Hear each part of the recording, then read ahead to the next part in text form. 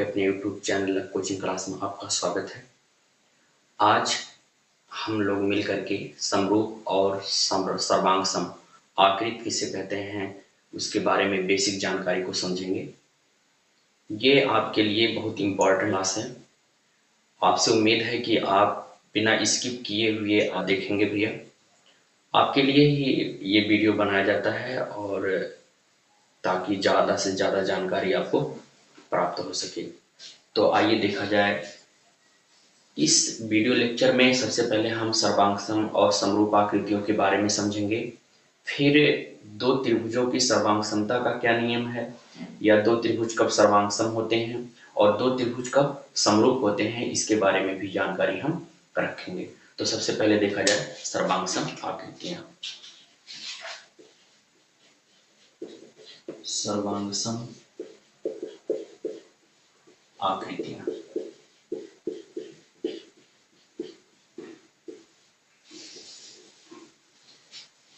सबसे पहले अगर हम बात करें सर्वांग सम, तो सर्वांग सम तीन शब्द से मिलकर बना है भैया। एक है सर्व, दूसरा है अंग और तीसरा है सम। कंफर्म हो गया। सर्व का मतलब होता है सभी, अंग का मतलब है भाग और सम का मतलब यहाँ पे है बराबर। यानी ऐसी आकृतियां जिसके सभी भाग आपस में बराबर हों, वे आकृतियां क्या कहलाएंगी? सर्वांग सम आकृतियां कहलाएंगी। ध्यान देंगे, जैसे एक ही व्यक्ति के दोनों हाथ की हथेली, कहने का मतलब एक के ऊपर यदि दूसरी रख दिया जाए तो आपको सामने से इसके पीछे वाला हथेली नहीं दिखाई देगा। ऐसे ही आकृतियां सर्वांग सम आकृतियां कहलाती हैं। कई परिभाषाओं में हम इसे व्यक्त कर सकते हैं। तो एक तो परिभाषा यहां से हम बना सकते हैं, यानी कह सकते हो वे आकृतियां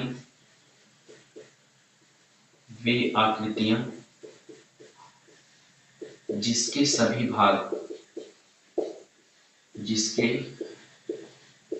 भाग बराबर हों,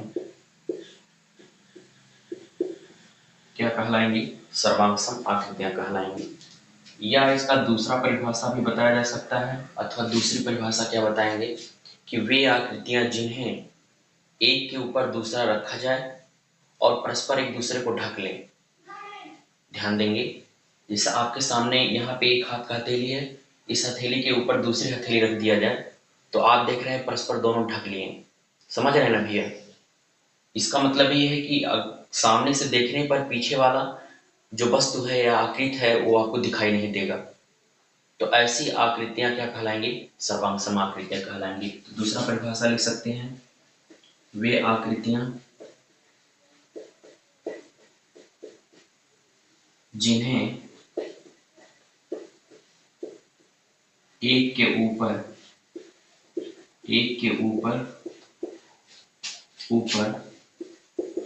दूसरा रखने से वे परस्पर ढक लें। अर्थात आप बता सकते हो, अर्थात पीछे वाली वस्तु या आकृति दिखाई ना दे। ऐसी आकृतियों को क्या कहा जाएगा? सर्वांग सम आकृतियां कहा जाएगा।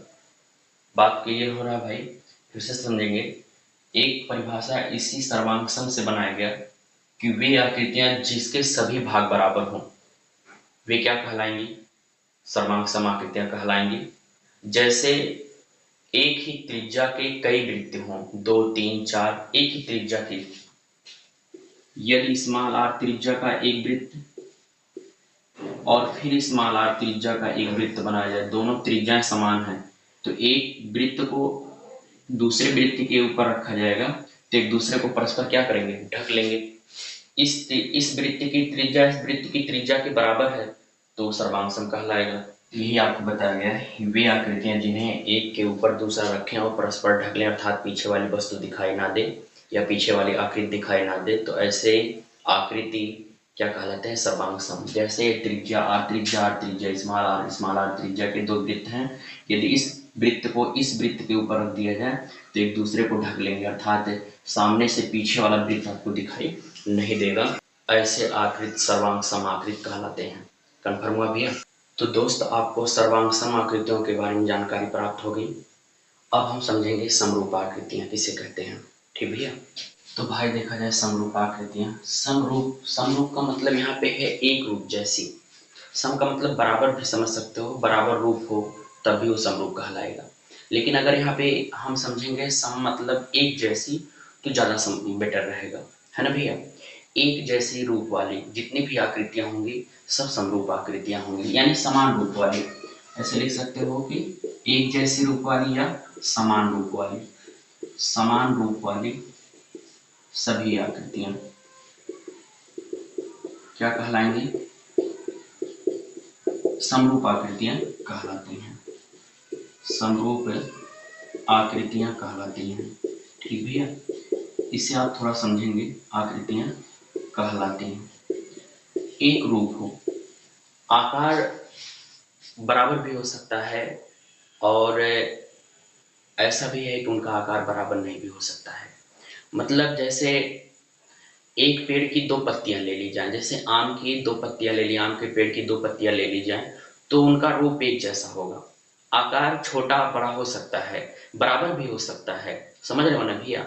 अभी हम आगे बताएंगे कि अगर बराबर है तो सर्वांगसम कहलाती है, मतलब सर्वांगसम समरूप हो सकती है, लेकिन सभी समरूप सर्वांगसम नहीं हो सकते। बात समझ रहे हो ना? एक एग्जाम्पल आपके सामने लिया गया, एक पेड़ की दो पत्तियां, जैसे आम के पेड़ की दो पत्तियां ले ली जाए, तो दोनों का आकार बराबर भी हो सकता है और बराबर भी नहीं हो सकता, है ना भैया? छोटे बड़े हो सकते हैं तो, लेकिन वो समरूप कहलाएंगे, है ना? जैसे मेरा एक हाथ का हथेली ले लें और एक आपके हाथ का हथेली ले लें, है ना भैया? दोनों हाथ, दोनों लोग, मतलब एक ही व्यक्ति के दोनों हाथ हथेलियां सर्वांगसम होंगी, लेकिन मेरा एक हाथ का हथेली और एक आपके हाथ का हथेली ये समरूप हो जाएंगी, है ना भैया? समझ रहे हो ना भाई? अच्छा, एक और एग्जांपल आपके सामने समझने की कोशिश कीजिएगा कि समरूप आकृतियां क्या कहलाती हैं। आज जैसे गिफ्ट में आप देखे होंगे कि ताजमहल बना होता है, गिफ्ट जो दूसरे को दिया जाता है ना भाई खरीद के, वो उसमें मान लीजिए आगरा का ताजमहल वाला गिफ्ट आप खरीदे हैं, तो जो गिफ्ट में आकार होगा वो छोटा होगा और आगरा का ताजमहल जो है वो बड़े आकार का है, लेकिन रूप एक जैसा है ना भाई? समझ रहे हो ना? तो अगर रूप एक जैसा है तो समरूप कहलाएंगी। कन्फर्म हुआ? यानी समान रूप, एक रूप जैसे मतलब है समान रूप वाली। समान रूप वाली जैसे हमने कहा कि एक ही पेड़ की दो पत्ती ले ली जाए, एक ही पेड़ की दो पत्ती ले ली जाए, एक छोटा ताजमहल गिफ्ट वाला हो और एक आगरा का ताजमहल हो, दोनों का रूप एक जैसा हो। जुड़वा फिल्म देखे देखे होंगे, उसमें भी दोनों हीरो का रूप एक जैसा होता है ना? समझने की कोशिश कीजिएगा भैया। यानी वे समान रूप वाली आकृतियां क्या कहलाएंगी? समरूप आकृतियां कहलाएंगी। अगर हम आपके सामने ज्यामितीय आकृति के बारे में रखें तो सभी वृत्त, ध्यान देंगे, सभी वृत्त, जितने भी वृत्त हैं, चाहे जिस त्रिज्या के हों, छोटी त्रिज्या से बड़ी त्रिज्या वाली, चाहे जितनी वृत्त हों, सभी का रूप एक जैसा होगा। तो सभी वृत्त क्या हो जाएंगे? समरूप। सभी समबाहु त्रिभुज, सभी समबाहु त्रिभुज, किसी भी माप की भुजा हो, समबाहु का मतलब है जिसकी सभी भुजाएं बराबर हो ना भाई, और प्रत्येक कोण 60 अंश का हो। समझने की कोशिश कीजिएगा, किसी भी माप की भुजा हो, प्रत्येक भुजा 2 सेंटीमीटर का हो, प्रत्येक भुजा 6 सेंटीमीटर का हो, किसी भी माप का भुजा हो, लेकिन सभी समबाहु त्रिभुज समरूप कहलाएंगे। सभी वर्ग, ध्यान देंगे, किसी भी माप की भुजा हो, सभी वर्ग समरूप कहलाएंगे, सभी आय समरूप कहलाएंगे। समझने की कोशिश कीजिएगा भाई। यानी जिसके रूप एक जैसा हो, है ना, समान रूप वाली आकृतियां क्या कहलाएंगी? समरूप आकृतियां कहलाएंगी। सभी वृत्त, सभी समबाहु त्रिभुज, सभी वर्ग, सभी आयत, है ना, ये सब किसके अंतर्गत आएंगे? ये सब आएंगी समरूप आकृतियों के अंतर्गत। एक बात हमने अभी यही आपको बताया कि आकार, साइज उनका बराबर भी हो सकता है ना भैया? इसका मतलब सभी अंग बराबर भी हो सकते हैं। जैसे मेरे हाथ के दोनों हथेली सर्वांगसम हैं और समरूप भी कहे जा सकते हैं, क्योंकि दोनों हाथ की हथेलियां का रूप एक जैसा है। समझ रहे हो ना? समान रूप वाली हैं। यानी कह सकते हो नोट में कि सर्वांगसम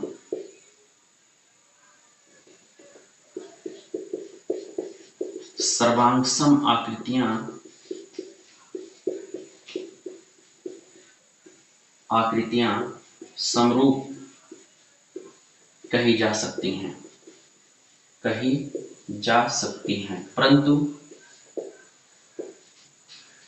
परंतु सभी समरूप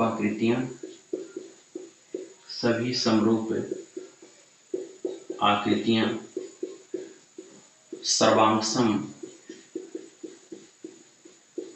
नहीं हो सकती हैं। सभी सर्वांगसम आकृतियां समरूप के अंतर्गत रखी जा सकती हैं, लेकिन सभी समरूप आकृतियां सर्वांगसम के अंतर्गत नहीं रखी जा सकती हैं। तो विश्वास है कि भाई आपको सर्वांगसम आकृतियां और समरूप आकृतियों के बारे में पूरी जानकारी प्राप्त हुई। अब हम आपको बताएंगे कि दो त्रिभुज कब सर्वांगसम होंगे और दो त्रिभुज कब समरूप होंगे। सर्वांगसम को कैसे प्रदर्शित किया जाएगा और समरूप को कैसे प्रदर्शित किया जाएगा। तो बने रहिए भैया साथ में। तो ध्यान देंगे भैया सब सर्वांगसम त्रिभुज। सर्वांगसम को बताया गया कि वे आकृतियां जिनके सभी भाग बराबर हैं, है ना भैया। तो जब दो त्रिभुज को सर्वांगसम दिखाना है तो यानी दोनों त्रिभुज के संगत भाग क्या हो जाएं, बराबर हो जाएं। संगत भाग का मतलब ये है कि कोण कोण के बराबर हो जाए और भुजा भुजा के बराबर हो जाए। तो ध्यान देंगे, इसका परिभाषा लिखेंगे। दो त्रिभुज सर्वांगसम कहलाते हैं यदि, पहला पॉइंट, संगत कोण बराबर हो, और दूसरा पॉइंट, संगत भुजाएं भी क्या हो, बराबर हो।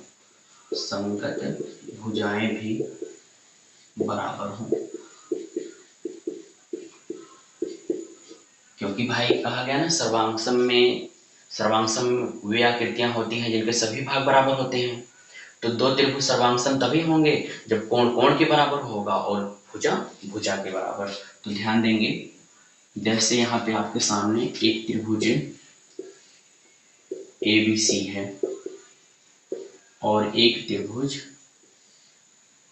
PQR है। दो त्रिभुज हैं भैया, त्रिभुज ABC व त्रिभुज PQR का यदि कोण A ये बराबर हो जाए कोण P के, ठीक भैया, कोण B ये बराबर हो जाए कोण Q के, संगत कोण के बराबर होगा, और कोण C कोण R के बराबर हो जाए, कोण C बराबर होगा कोण R के, ठीक भैया। संगत कोण बराबर हो जाए और भुजा भी क्या हो जाए, बराबर हो जाए। यानी AB का संगत भुजा क्या होगा, AB का संगत भुजा PQ, AB बराबर हो जाए PQ के। ये BC भुजा किसके बराबर हो जाए, QR के, BC बराबर QR। और यहाँ पे AC जो भुजा है ये PR के बराबर हो जाए, AC बराबर हो जाए PR के। तो दोनों त्रिभुज क्या कहलाएंगे, सर्वांगसम, है ना। संगत कोण बराबर हो जाए और संगत भुजाएं भी क्या हो जाए, बराबर हो जाए। तो ऐसे दो त्रिभुजों को सर्वांगसम त्रिभुज के अंतर्गत रखा जाएगा। कन्फर्म हो भैया। नोट में एक बात लिखेंगे, पहला पॉइंट ये है, दो त्रिभुजों की सर्वांगसमता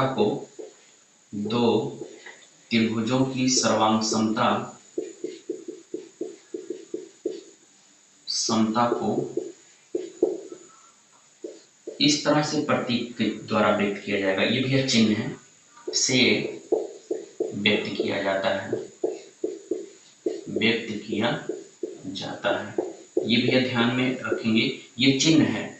यहाँ पे बराबर के ऊपर एक इस तरह से सिंबल बना देंगे तो यह सर्वांगसमता को व्यक्त करेगा। मतलब जैसे यहाँ पे दोनों त्रिभुज के संगत कोण संगत भुजाएं बराबर हैं, तो हम लिख सकते हैं त्रिभुज ABC ये सर्वांगसम होगा किसके, त्रिभुज PQR के, ठीक भैया। मतलब ये तरह सिंबल बना दिया जाए, चिन्ह बना दिया जाए, तो ये सिंबल ही बताएगा कि ये दोनों त्रिभुज क्या है, सर्वांगसम है। कन्फर्म हो रहा ना भाई, कोई दिक्कत नहीं है ना। दो त्रिभुजों की सर्वांग समता को दिखाने के लिए दोनों त्रिभुज के बीच इस तरह से सिंबल को बनाना पड़ेगा। दूसरी बात, सर्वांग समता में कई नियम हैं। दो त्रिभुजों की सर्वांग समता के कई नियम हैं, वो आपको आगे की वीडियो में बताया जाएगा। अभी हम शुरुआत से चर्चा कर रहे हैं। तो किसी एक नियम के द्वारा कुछ भाग बराबर दिखा करके, यानी कोण, एक कोण दो भुजा, है ना भैया, या तीनों भुजाएं बराबर दिखा करके, इस तरह से हम जब सर्वांग समता का नियम प्रयोग करके दोनों त्रिभुजों को सर्वांग सम दिखा देते हैं एक नियम के द्वारा। जैसे मान लीजिए भुजा के द्वारा सर्वांग सम दिखा दिए, तो आगे के भाग भी तो बराबर होंगे। जैसे भाई भुजा तो बराबर है, तो सर्वांग सम तभी होगा जब सर्वांग उसके कोण भी बराबर हो, है ना, क्योंकि बताया गया ना कि संगत कोण बराबर हो और संगत भुजाएं बराबर हो। तो अगर हम कह रहे हैं कि भुजा के बराबर के द्वारा दोनों त्रिभुज को सर्वांग सम दिखा दिया गया, साइड साइड साइड सर्वांग समता नियम आगे आपको पढ़ाया जाएगा। तो भैया उसमें कोण बराबर दिखाना है, तो आगे के भाग बराबर दिखाने के लिए एक प्रतीक का प्रयोग करेंगे, CPCT। ध्यान देंगे, दो त्रिभुजों, दो सर्वांग सम त्रिभुजों के सभी भाग बराबर दिखाने के लिए CPCT का प्रयोग किया जाता है। ध्यान देंगे भैया, किया जाता है। CPCT का मतलब ये होता है corresponding part of congruence triangle, अर्थात सर्वांग सम त्रिभुजों के संगत भाग क्या होते हैं, बराबर होते हैं। फिर से, corresponding part of congruence triangle मतलब सर्वांग सम त्रिभुजों के संगत भाग क्या होते हैं, बराबर होते हैं। मतलब भाई ध्यान देंगे, हमने कहा सर्वांग समता के कई नियम हैं, दो त्रिभुजों के सर्वांग सम दिखाने के सर्वांग समता के कई नियम है ना। तो उन नियमों में से एक नियम प्रयोग करके, मान लीजिए भुजा भुजा भुजा का नियम, भुजा का नियम प्रयोग करके दो त्रिभुजों को सर्वांग सम दिखा दिए। कोण बराबर दिखाना है, तो यहाँ पे हम CPCT का प्रयोग कर देंगे। समझ रहे हो ना भैया? तो ये बात तो आपको कंफर्म होना चाहिए। दूसरी बात ध्यान में रखेंगे, दूसरी बात हम ये बता रहे हैं कि जिन शर्तों के द्वारा दो त्रिभुजों को सर्वांग सम दिखाया जाएगा, वो शर्त दोनों त्रिभुजों के प्रदर्शन में उपस्थित होना चाहिए। दोनों त्रिभुजों के सर्वांग सम के प्रदर्शन में उपस्थित होना चाहिए।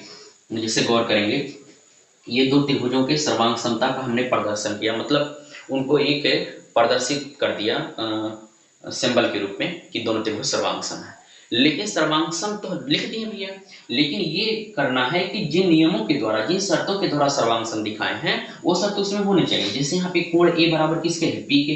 तो यहाँ देखिए, यहाँ पे बिंदु A पर A जो है पहले स्थान पर है, तो यहाँ P भी कहाँ है, पहले स्थान पर है। बात समझ रहे हैं? यहाँ कोण B बराबर है Q के, तो कोण B दूसरे स्थान पे है, तो कोण Q भी कहाँ होना चाहिए, दूसरे स्थान पर होना चाहिए। कोण C बराबर कोण R के है, यहाँ C तीसरे स्थान पे है, और यहाँ R भी कहाँ है, तीसरे स्थान पर है।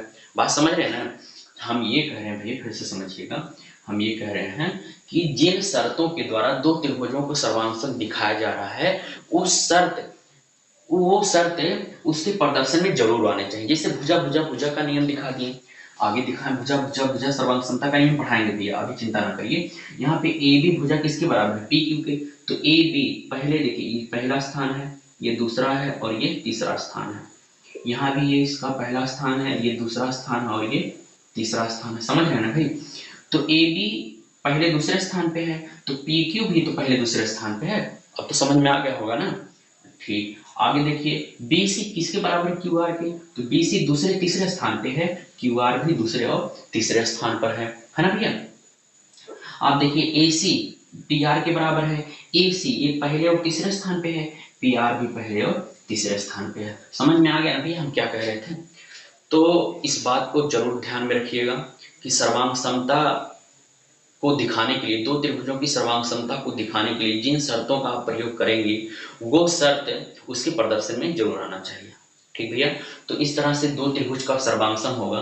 और कैसे सर्वांग समता को हम व्यक्त करेंगे, यानी किस चिन्ह के द्वारा व्यक्त करेंगे, और जब सर्वांग सम दिखा ले जाएंगे दो त्रिभुजों के, तो अन्य भाग बराबर दिखाने के लिए किस प्रतीक का प्रयोग किया है, यानी किस शब्द का प्रयोग करेंगे, वो आपके सामने लिखा गया CP का प्रयोग, और ये आपके सामने यहाँ पे इसका चिन्ह तक दिखा दिया गया है। तो विश्वास है कि भाई दो त्रिभुजों को सर्वांग सम कब कहा जाएगा ये आपको बेहद ढंग से समझ में आया। आइए देखा जाए समरूप त्रिभुज। तो दोस्त देखा जाए समरूप त्रिभुज, ध्यान देंगे इसका परिभाषा पहले लिखते हैं, फिर चित्र के माध्यम से परिभाषा समझाते हैं। दो त्रिभुज समरूप कहलाते हैं यदि, पहला पॉइंट ध्यान में रखना है, पहला पॉइंट यह है कि संगत कोण बराबर हो। ध्यान देंगे, संगत कोण क्या हो, बराबर हो, और दूसरा संगत भुजाएं समानुपाती हो। संगत भुजाएं क्या हो, समानुपाती हो।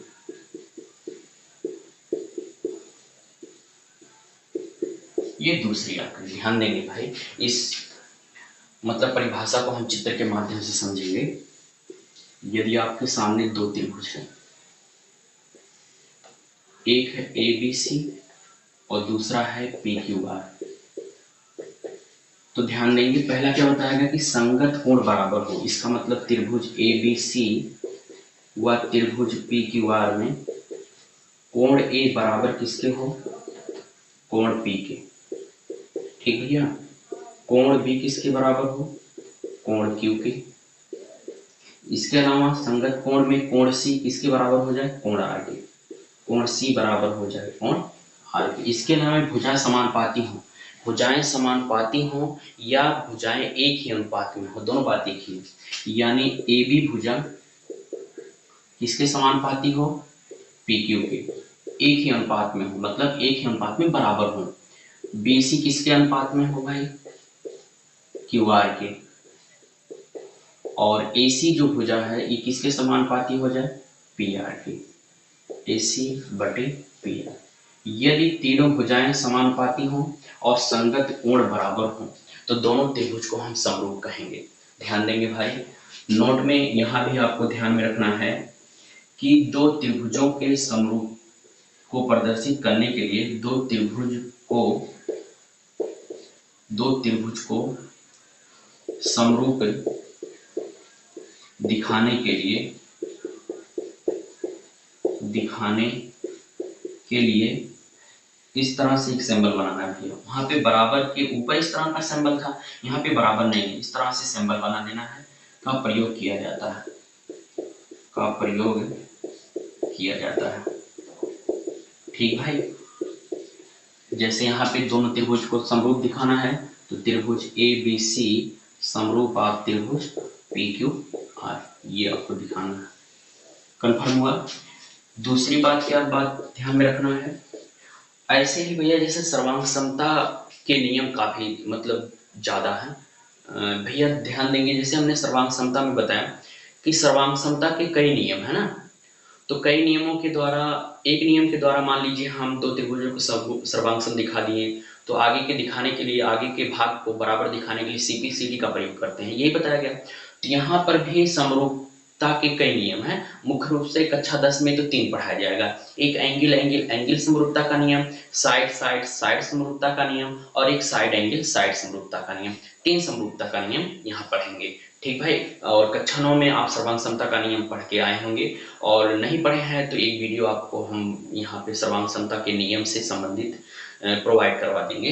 तो हमारे कहने का मतलब यह है कि जब हम समरूपता के नियम के द्वारा दो त्रिभुज को समरूप दिखाते किसी एक नियम के द्वारा, तो उसके आगे के भाग यानी संगत कोण बराबर दिखाने के लिए या भुजाएं समानुपाती दिखाने के लिए वहां पे CP/CD का प्रयोग किया जाता था ना, यहाँ पर किसका प्रयोग करेंगे, यहाँ पर हम CP/SD का प्रयोग करेंगे, corresponding part of similar triangle। ठीक भैया, तो ध्यान देंगे। दूसरा भैया, दो समरूप त्रिभुजों के सभी भाग बराबर बराबर का मतलब है संगत कोण बराबर और समानुपाती भुजाएं बराबर हो, है ना। ये मतलब जैसे यहाँ पे आप देख रहे हैं कि ए बी समानुपाती पी क्यू के एक ही अनुपात में हो, संगत भुजाओं का अनुपात क्या हो, एक हो, यानी बराबर हो। तो दो समरूप त्रिभुजों के सभी भाग बराबर बराबर दिखाने के लिए सीपीएसटी का प्रयोग किया जाता है। सीपीएसटी का प्रयोग किया जाता है और सीपीएसटी का पूरा नाम क्या है, corresponding part of similar triangle.